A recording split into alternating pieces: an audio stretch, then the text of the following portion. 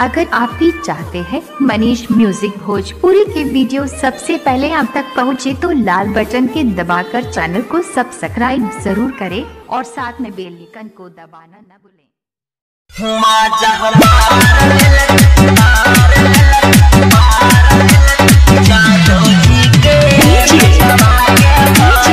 Music by Tinku तूफान।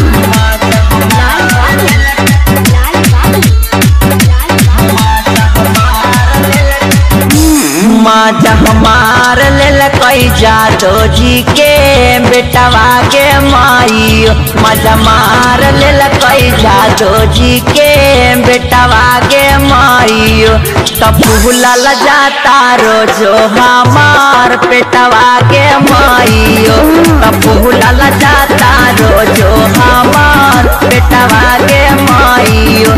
तरु कलबा महीना वाला डेटवा के माइयो, तरु कल है महीना वाला डेटवा के माइयो। माजा हमार लेल कैया दबजी के बेटवा के माइयो, डर लागा काटे होई जाई बेटवा के माइयो।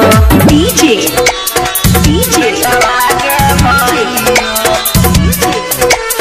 लाल बाबू, लाल बाबू, लाल बाबू, लाल बाबू।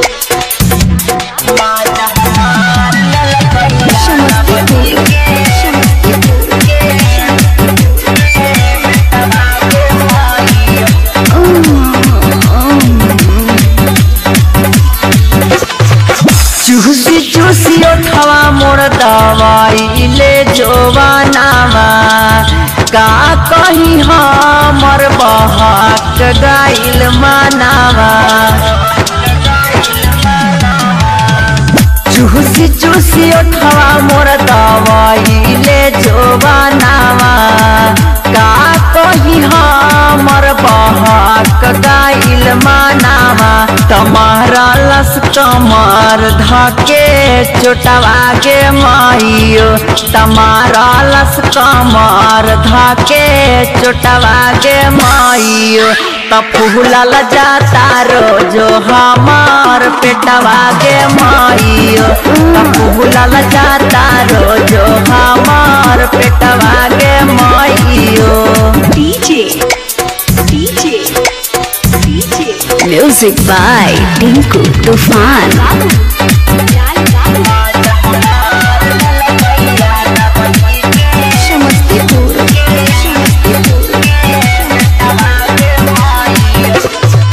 कहे धर्मेंद्र बतिया केहू से ना कही हा, और छैला टिंकू से मिले नहीं जाई हा।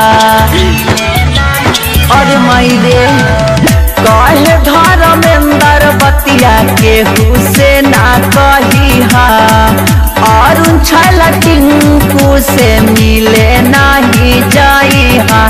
तराजेश कहले ला देवटावा लेटवा के माइयो, तमंटू कहले ला देवटावा लेटवा के माइयो।